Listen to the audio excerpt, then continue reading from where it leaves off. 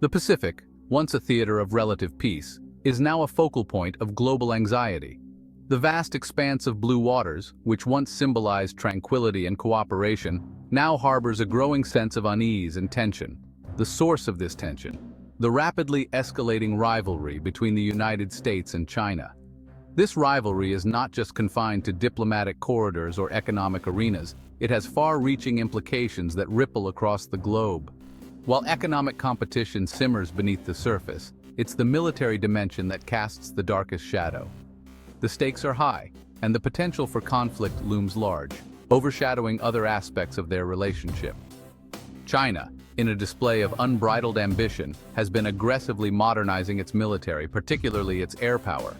This modernization is not just about keeping pace, it's about gaining a strategic edge, a position of dominance in the region. This raises a chilling question: could China cripple U.S. air power in the Pacific? The possibility is not just theoretical, it is a scenario that military strategists and analysts are taking very seriously. The Hudson Institute, a respected think tank, believes this is a very real and pressing danger.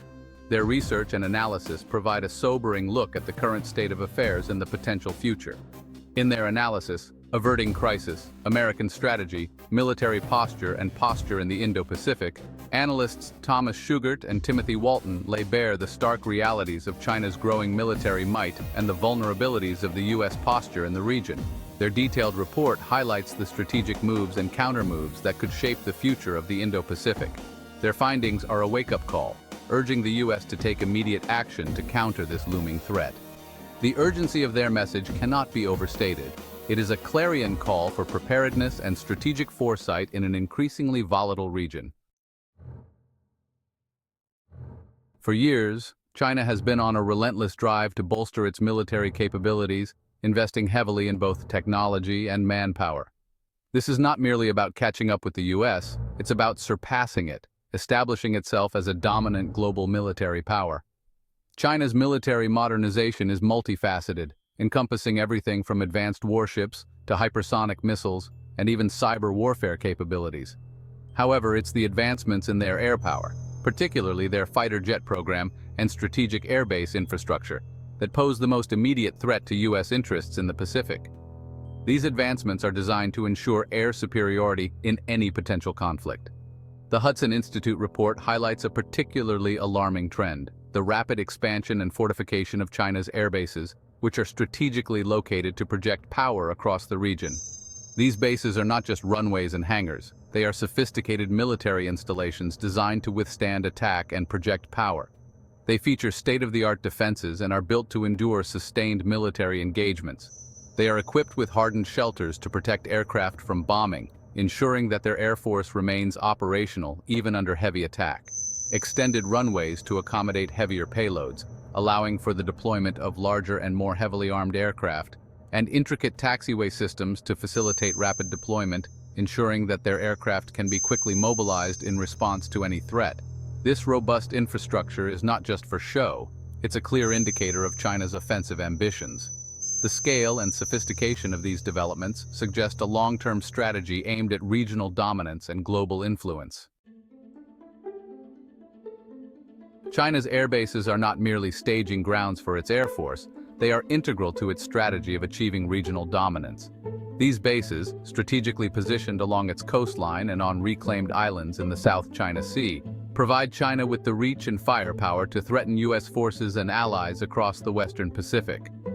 The Hudson Institute report underscores the importance of three key elements of China's airbase infrastructure: hardened shelters, taxiways, and ramp space. Hardened shelters, often built with reinforced concrete and buried deep underground, provide protection for aircraft from missile attacks and conventional bombing. This means that even if the U.S. were to launch a preemptive strike, a significant portion of China's air power would remain intact, ready to retaliate. The Hudson Institute report paints a stark picture of the disparity in airfield capacity between the U.S. and its allies and China. This disparity is not just in the number of airfields, but also in their strategic positioning and resilience. While the U.S. maintains a significant number of air bases in the Pacific, many are vulnerable due to their location and limited capacity. These bases, often scattered across vast distances, face logistical challenges and are susceptible to targeted strikes. Furthermore, Allied air bases in Japan, South Korea, and Guam, while important, are limited in number and capacity. These bases are crucial for regional security but are often stretched thin, with limited space for additional aircraft and resources. In contrast, China's airbase infrastructure has undergone a dramatic expansion in recent years. This expansion includes the construction of new airfields and the modernization of existing ones, significantly boosting their operational capabilities. The People's Liberation Army Air Force, or PLAAF, now boasts numerous air bases with hardened shelters, extensive taxiway systems, and ample ramp space. These features enhance the survivability of their aircraft and allow for rapid deployment. This allows China to surge a large number of aircraft into the air quickly, potentially overwhelming U.S. and Allied defenses. The ability to rapidly mobilize and deploy aircraft gives China a significant tactical advantage in any potential conflict. The report notes that in a conflict scenario, the U.S. and its allies could find themselves outnumbered and outgunned in the air. This imbalance could lead to a situation where U.S. and Allied forces struggle to maintain air superiority, facing a formidable challenge from a well-prepared and strategically positioned adversary. Section 5. The element of surprise. China's preemptive strike potential. The implications of China's growing air power and robust airbase infrastructure are deeply troubling. The most alarming scenario is a preemptive strike by China, aimed at crippling U.S. and Allied air power in the region. The element of surprise would be crucial in such an attack. Imagine a coordinated barrage of ballistic missiles and stealth aircraft targeting U.S. airbases in Japan, Guam, and even Hawaii. The goal would be to destroy as many aircraft and support facilities as possible on the ground, minimizing U.S. ability to respond effectively.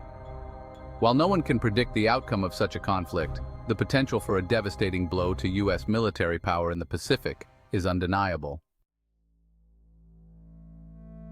Section 6. Outmatched and outgunned? The U.S. military's focus.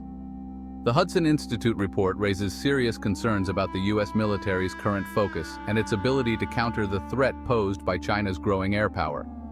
The report argues that the U.S. military has been too focused on developing and procuring advanced aircraft, such as the F-35 fighter jet, while neglecting critical areas like airfield defense and resilience. This overemphasis on high-end platforms has come at the expense of investing in more affordable and practical capabilities such as decoys, mobile air defense systems, and runway repair equipment. The report argues that the U.S. needs to shift its focus from simply having the most advanced aircraft to having a more balanced and resilient force structure. Section 7. The high stakes of inaction. Strategic implications of a Chinese first strike. The potential consequences of a successful Chinese preemptive strike on U.S. air power in the Pacific are staggering. Beyond the immediate loss of life and military hardware, such an event could fundamentally alter the balance of power in the region. A weakened U.S. military presence would embolden China to assert its dominance in the South China Sea and beyond. This could lead to the intimidation of U.S. allies, the disruption of vital shipping lanes, and the erosion of the international rules-based order that has underpinned global stability for decades. The stakes are incredibly high, and the U.S. cannot afford to ignore the warning signs. Section 8. Turning the tide recommendations for a more resilient U.S. military. The Hudson Institute report doesn't just highlight the problem, it offers concrete solutions. The authors call for a significant shift in U.S. military strategy and posture in the Pacific. Their recommendations focus on three key areas: enhancing airfield defenses, improving base resilience, and increasing the U.S. military's capacity for rapid deployment. To enhance airfield defenses, the report recommends investing in mobile air and missile defense systems, deploying decoys and other deception measures, and hardening existing infrastructure. Improving base resilience would involve dispersing aircraft and personnel across multiple locations, pre-positioning critical supplies and equipment, and developing robust runway repair capabilities. Finally, increasing the U.S. military's rapid deployment capacity would involve investing in more transport aircraft, pre-positioning equipment and supplies at strategic locations, and conducting more frequent and realistic training exercises. Section 9. Conclusion. The need for vigilance and action. The threat posed by China's growing military power, particularly its air power, is not a distant hypothetical. It is a clear and present danger. The Hudson Institute report serves as a stark reminder that the U.S. cannot afford to be complacent. Maintaining peace and stability in the Pacific requires vigilance, resolve, and a willingness to adapt to the changing security environment.